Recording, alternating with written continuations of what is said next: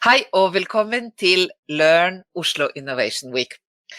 My name is Silvija and my guest today is Renate Straume from Varig, the CEO, actually. Welcome, Renate. Thank you very much, Silvija. It's nice to be here. It's nice to see you again. We had a chat some years ago when you were telling me that you have this idea on how to align the construction business better towards the future. And now we are talking about the project itself. I'm just going to say a few words about the series that this conversation belongs to, so people know what they're listening to, and then we'll move on. So Lørn is making a series of 5 digital chats with some of the most interesting people who will be participating in the Oslo Innovation Week. And we believe that if people listen to these warm-up conversations and think that they would like to know more, it would be a really, really wise step to sign up for Oslo Innovation Week digitally and listen to you at the event itself. And with that, Renate, I'm hoping that you can introduce yourself and tell us what drives you, but also tell us about Varig. Sure, thank you very much. My name is Renate, and I started Varig about 2.5 years ago. Actually a little more than 2.5 years ago now. I have my background from the building and construction industries, where I've sort of been a part of most sides of the table, I guess is one way to put it. I worked for a company that builds building. I worked as a consultant engineer, sat in the management, and the reason for Varig is that you see all these evolving technologies, and it was very obvious that this industry as a whole had much to gain from using these new technologies that maybe not so new at the core, but the way people are using them are new, and the access to data is new. And in the world we're living in right now, I mean, the most obvious first priority is to find better solutions for following up on how do we become more sustainable. So that's really at the core of Varig. We sort of have that one-liner where we call ourselves a sustainability software for commercial real estate. Well, if that's what we are, we're a software solution that tries to make it super easy for owners and users of buildings to become more sustainable. So does it mean that you help them measure? Because I wholeheartedly support this movement from, greenwashing and green talking to actually green action. Yeah. But I guess a part of that must be knowing, what's the most relevant action, what's the positive and negative effect of the changes that we make, etc. So how do you make it happen? Well, I mean, we try to make it a bit of a kinder egg. So there are a few tasks that I think people really shouldn't do. So punching data is one of them. It's a completely useless, we're bad at it, it's boring, and it uses none of our superpowers as people, where you think outside the box as part of your everyday existence. Technology is super, super, super good at punching in the right number every single time and thinking inside the box every single time. So one of the things we do is we collect data automatically. Some of the data we collect semi-automatically, and the data points that are one-offs, that are unique, which there are some of, but luckily they don't change that often, we still input manually, but that's still scalable in this industry. So it's part of maybe sort of that collecting the data sets that exist digitally and feeding more information into this digital sustainability model for each building and then portfolios. So at the bottom, we have data. But at the top, you need to understand what you're looking at. So at the top, we focus on incredibly easy to use user experiences. So it's that you need both. You can't just present data in an Excel sheet anymore. I mean, you can, and we're an industry that loves Excel. I love Excel, but if you want something easy to use that everyone can access, and this is super important that everyone, you need to make it understandable, you need to make it accessible, you need something that everyone can use without having any training, so you can just give them an access, and then they can just go in and through having a good user experience design, you can just start using it.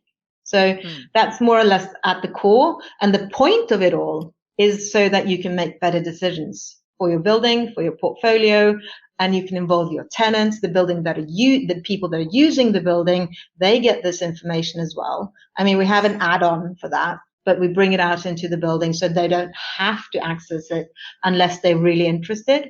So it's about sort of that building that meaningfulness, engagement, transparency, on top of a really good data set. Because, I mean, it's a bit of a cliche, but what you measure gets done and gets better. It's still true. So yeah, it's building that levels. So several things are working in your direction here. One is that automation of data collection is increasingly easy through Internet of Things and sensors and all the new tools for both construction, but also for maintenance, I guess. And things like digital twins are not just a hype. They both work and have good ways of communicating the value that they create. And then I hear you talk also about very good visualization, good interfaces. And I think this is central, because unless people can, figure out a system like this without having to read a huge manual, they are not going to get started with sustainability properly. No. And for sustainability to work, you need to involve the people that aren't really building specialists. You need the CFO on your team. And especially in these days with the EU taxonomy making its very visible and felt arrival, it has such an impact. It's just mind-blowing. Almost overnight, it changed the scope of what is sustainable within doing environmentally impactful actions. It's just amazing. So the EU taxonomy, is this the 17 SDGs, or what do you think? The EU taxonomy is a new, almost, I'd say, financial reporting scheme and it's a rule set so that people that spend money on green, let's use the term green widely here, they now have a rule set made by the EU for several different industries, where the building and construction industries is one of them. And it literally outlines if the company that you are investing in can say check on these points, then it's green. So it literally is a rule set to take away the greenwashing at its core almost. I have to follow up on this one, because on one hand, I think it's excellent because we stop, having these philosophical debates about what matters and what can be measured, and we just start measuring. On the other hand, I think it can also be a bit of kind of checkboxing. Yeah. So I was on the bar. It's not easy. They raise the bar. I think we need both. I think we need these very concrete, taxonomies and rules and definitions. But I also think we need to keep communicating to people why we are doing this and what's the big goal, etc. I was recently signing up or putting in an event for Arendalsuka. Yeah. And I had to cross off their sustainability requirements form. And, questions like, will you be serving tap water or bottled water? And will you be, almost like having plastic or bamboo spoons? Will your, people be traveling by public transport or driving their car? I was thinking, I don't know. I mean, to me, sustainability is about quite a lot of quite bigger things. And I think we can kind of get lost in this plastic spoon discussion sometimes. Yeah, I'd give the EU, I mean, I don't necessarily agree with everything in the EU taxonomy, but I'd give them credit for this. They're focusing on the big drivers. They've done their homework on this one. There's a huge TEG report, which is a technological sort of specialist report where they've done these analysis. I read some of it, but not all of it. And the way they prioritize is they started with the main environmental impactors, and then they focused on those, and then they then they've had a look at it and said, how can we turn on the money? Because when you make it profitable, it's a lot easier to make it happen.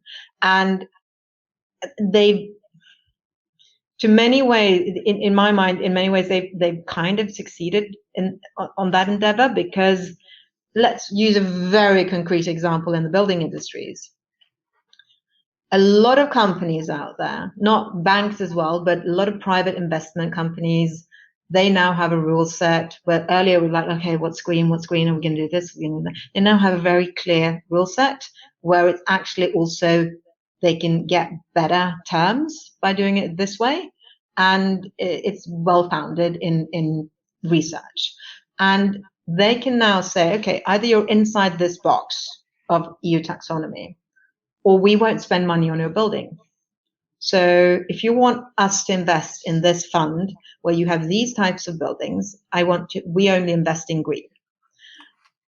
Now, that means that for a building to keep its value, it needs to become closer to these rule sets set by the EU. And for example, if you're an owner of buildings, one of the things they've said is that you need an energy label A building. There are other ways of doing it, but that's one of the ways. And it's one of the ways we can actually kind of tackle in Norway. In Norway, there are, of all the buildings that have an energy label, only about 2.5% are energy label A. So not that many. The bar is high. And it means that if you have an energy label A building, the value of that building will keep better. You're more likely to have tenants that are willing to pay you better, and you will definitely, absolutely get much better terms, or if you're loaning money, if you have bonds, stuff like that. So, and as there's not going to be enough taxonomy compliant buildings out there. So if you're a company that's on top of this and you take as much of your building and make them taxonomy compliant, your value as a company will increase. The value of that portfolio will increase and your expenses will lower. So they made it profitable to be sustainable. Right. You don't actually need an action to pay itself back ever. You can still do it and it'll be profitable. I think this is a really interesting case of, making it a hygiene factor. Yes. You can talk about it being nice to have and important to be, green and so on, but it's when it becomes an unavoidable alternative.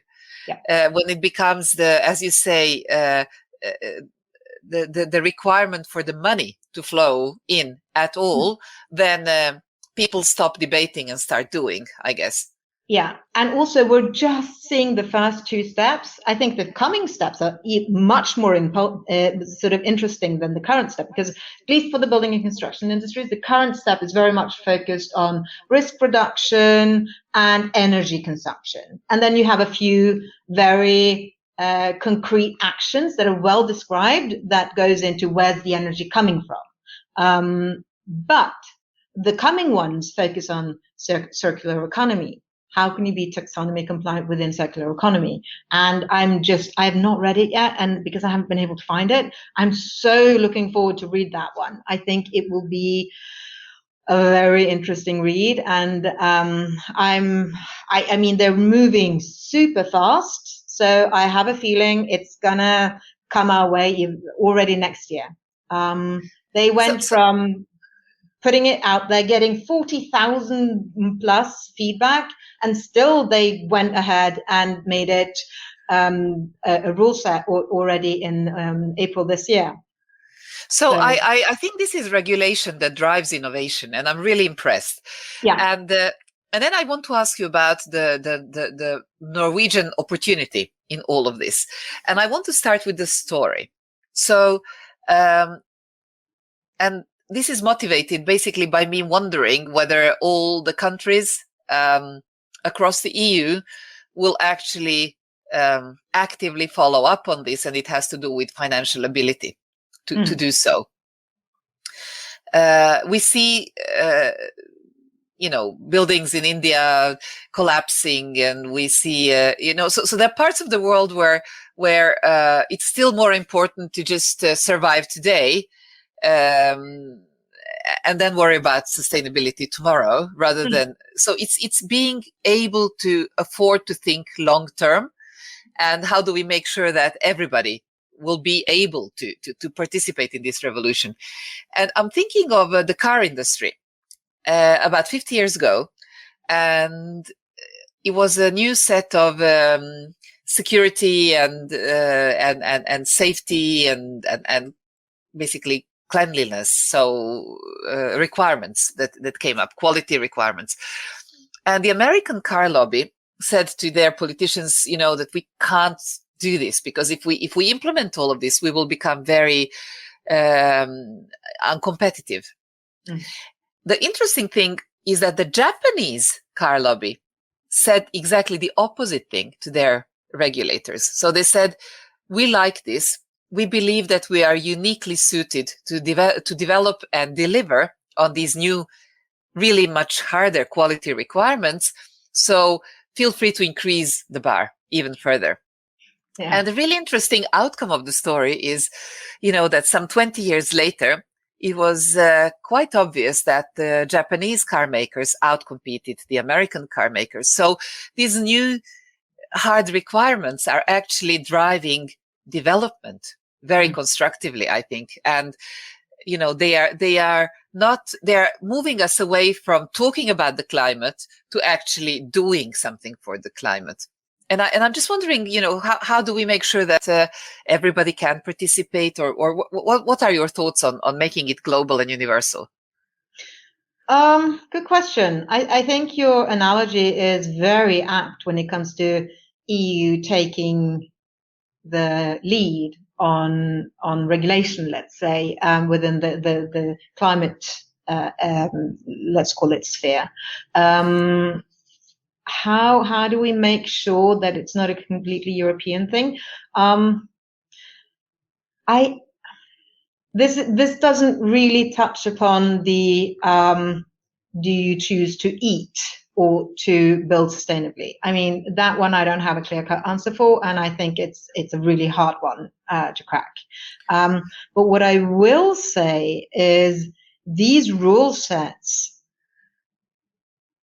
it's not necessarily the governments that are going to push this forward. I think there are enough companies out there that have been very vocal about the fact that, we only invest in green. Well, now there's now a rule set where they don't have to make up their own stuff. They can just say, yeah, we're going to invest in Canada in these buildings, but fine, you can either use this certification scheme, or if you can prove that you're taxonomy compliant, that's also okay.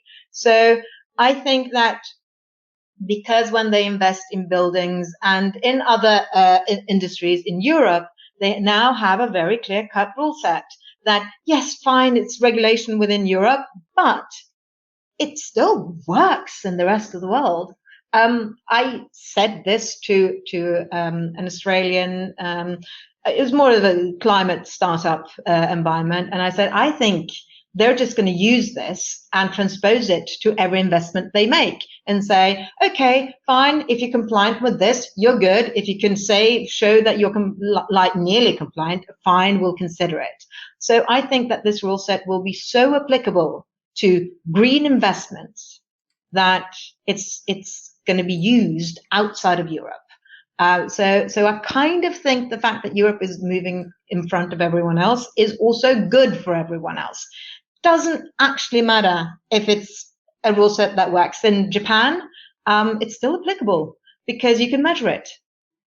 I agree with you. Hard. Yeah, I agree with you. And I think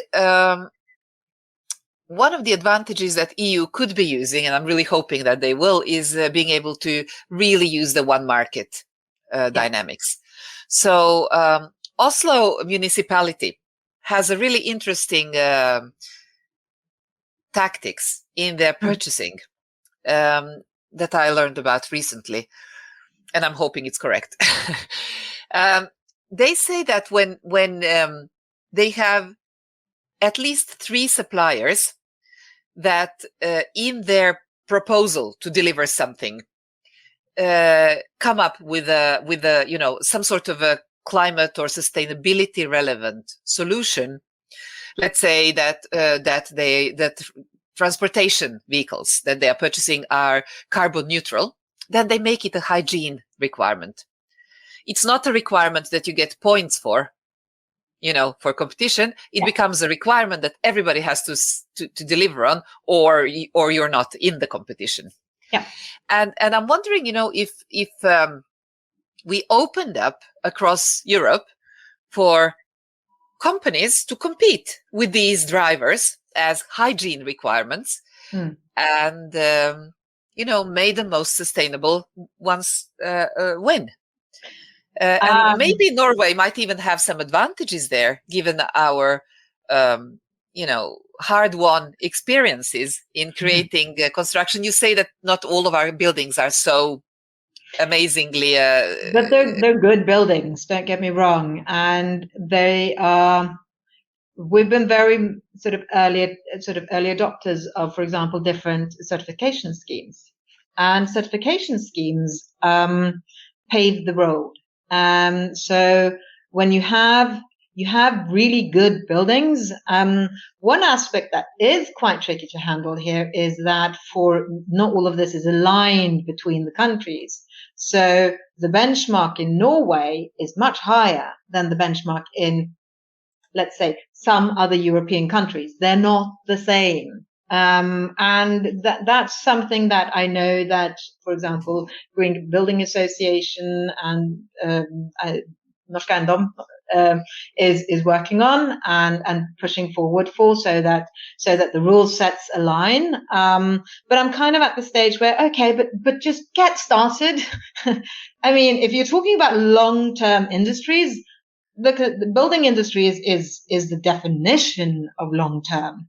Your building's going to be there for hopefully 60 to 100 years at least. And if you're going to own it for a substantial amount of that time, you might as well get started right now on how you can make it as sustainable as possible, because you will be very interesting to at least international investors, because they know also that when we document, it's solid.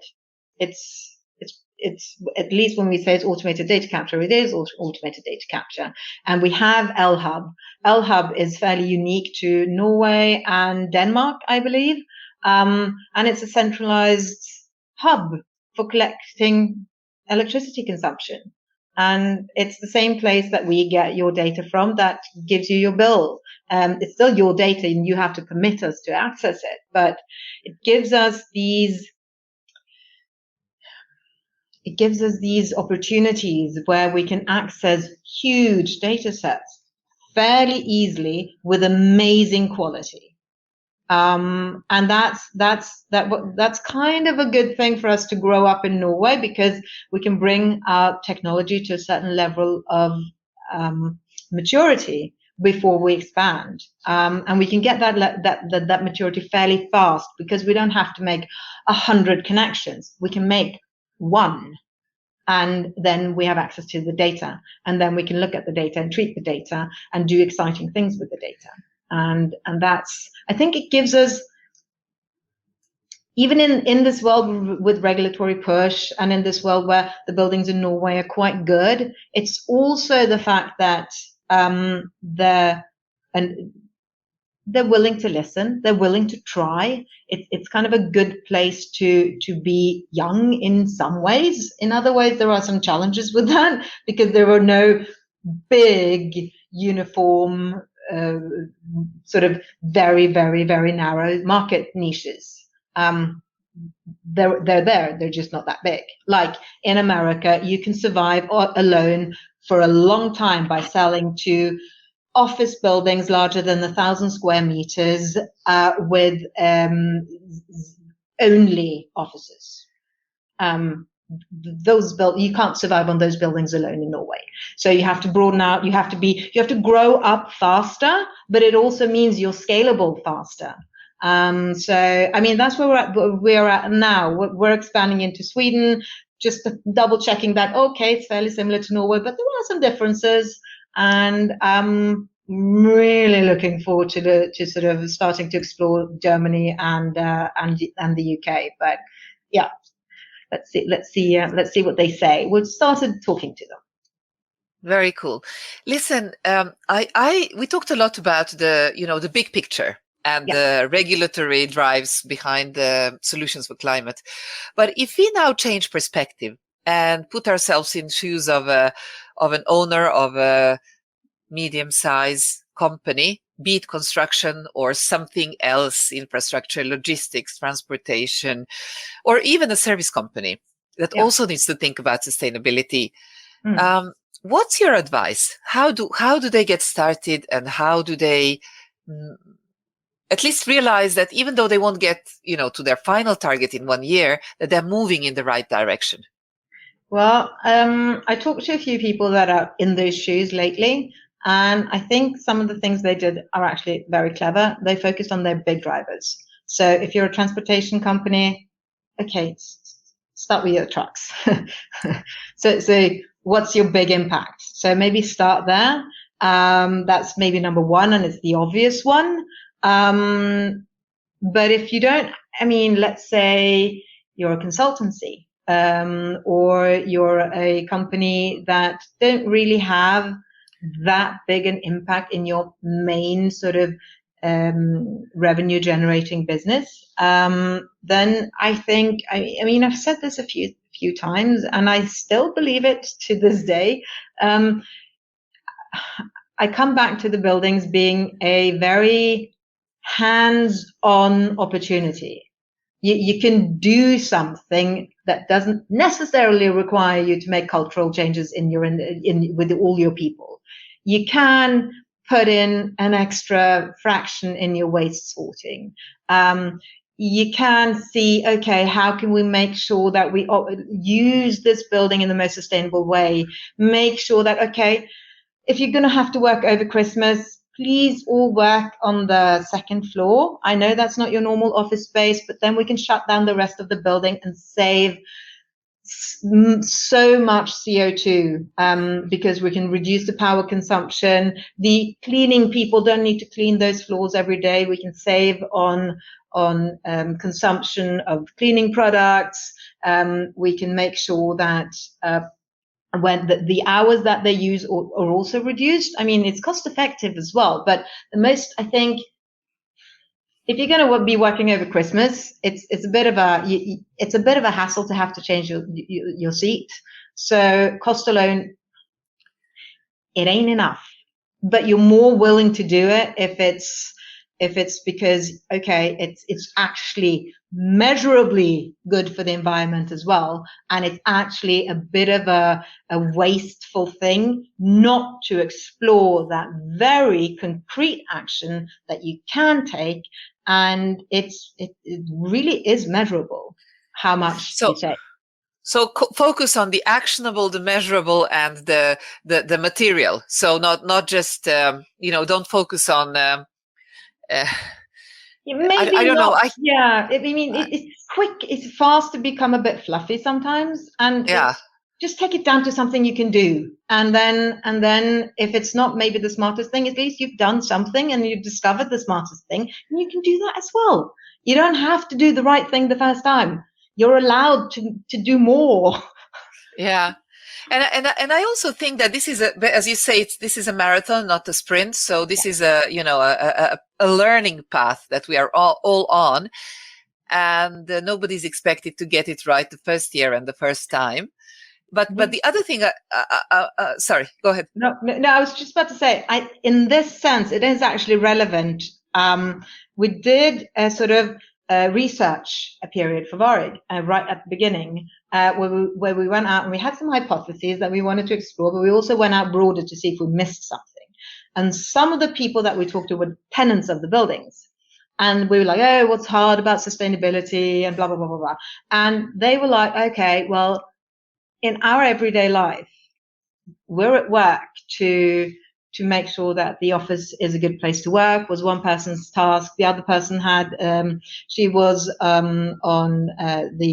she answered phones from people that had complaints, and literally her focus is to answer those things, not focus on how she can be as sustainable as possible in her everyday life. But we figured out that if we can make it so little that it's still something that like, oh yeah, I can do that. And if we make it understandable why they need to do it, then they're like, okay, then I feel bad if I don't do it. So yeah, okay, cool. But you have to make it so that you can read it in like 10 seconds. So it's not something that eats away at the organization's capacity to change. It's so little, and it's on each and every one of us. We did actually do an experiment where we put up a screen in a building and we had to check, okay, does it work to actually just share it on a screen? And we sent out a message. We said, this is how it is in this building. This is what it means, and this is what you can do about it. And it was amazingly effectful, because then it's you as an individual, it's in your power to make a small change in your daily habits. And they do it. They want to do it. But you have to make it a little bit interesting, and you have to make it, was the word one of the girls said. She said, you have to make it a little bit weird and wonderful. So that's what we did. And it literally changed. It changed food waste. We reduced food waste with nearly 50% in 2 weeks. And it's measurable impact. And it was, it's fun. Yeah, weird and wonderful. I think one other point that I also heard you say before is, it's the way that we think about budgets and costs needs to be more long-term. So in software, we talk about the total cost of ownership, not just what it costs you to implement, but what will it cost you to maintain, to redevelop, to adjust, etc. And I think the same thing happens with every building, with every truck, with everything that we own. And it all has a kind of total cost of climate as well, or total cost of sustainability. So, think about the initial phase, but also think about the whole lifetime of the thing. I completely agree. And this is where CO2 equivalence is so useful as a climate currency almost. It's not a perfect currency, and it has its weak spots and all of that, but as a way of comparing electricity to waste, we've not found another way of making those two things apples and apples. So if you do convert everything into CO2 equivalents, you can really get an overview of how are you doing. And you can also, if we include materials, not just the dynamic running exhaust or consumption, or whichever way you want to look at it. This is a universal. If you also include the actual making of the thing itself, whether it's a car or a building or a computer, then you get the overview. Then you get the total picture. And that total picture doesn't necessarily have to be like 110% correct. Just needs to be correct enough for you to make a decision based on. And I think that's where we're at the moment. Just be willing to use something that's correct enough to move you forward, because the more we use these data sets, the more accurate they will become. And that's the same thing with CO2 equivalents. There's a lot of stuff happening there now. There's a lot of research going on, and the quality of it as a currency is slowly but surely improving. And the more we use it, the better it will become. So it's a really, really useful currency if you could just think of it as that, and not necessarily I don't believe in climate change. CO2 was high when the dinosaurs lived, and it's like, yeah, I know lots of volcanoes and the dinosaurs died. But if you just think of it as a currency, then you're past that discussion. Renate, at the end, what do you think is the most important thing that we talked about? I think it's a bit of a cliche, but don't wait. Just do something. I mean, it's not that hard. You don't even have to do the right thing. Just do something. And learn. And learn. Don't become overwhelmed by the complexity of it, because, I mean, it is overwhelmingly complex once you start digging. And no one, and I say this with a certain amount of surety, no one has the complete picture. That I can promise you. So just start. And then if you realize that, oh, now I learned something new, maybe we should do this instead, and say, okay, fine, great, we learned something, let's do this instead. And I'd also give a small sort of heads up, if you're in a managerial position, warn your organization that this is a starting point. We are probably going to learn things as we move along that will change our direction, and that's okay. We don't need to be 100% right. We just need to do something. And it's lowering the expectations and prepping them for the fact that it's probably going to change. At least that's what we do, because we're in constant change when you're making new tech. And you learn things all the time. And it's really painful when I've gone out and I've been so sure that something was like, oh, it's this way. And you learn that, it's not exactly that way. I got that wrong. And it's kind of painful, but you live and learn. You live and learn. Yeah. We like that. That's our tagline as well. Yeah. Well, it's live and learn. And I think also kind of talk to people and find out what worked for them. And that's also part of the basic philosophy of Lørn. So Renate, thank you so much for this inspiring and educational chat. Likewise, it's fun. Thank you very much.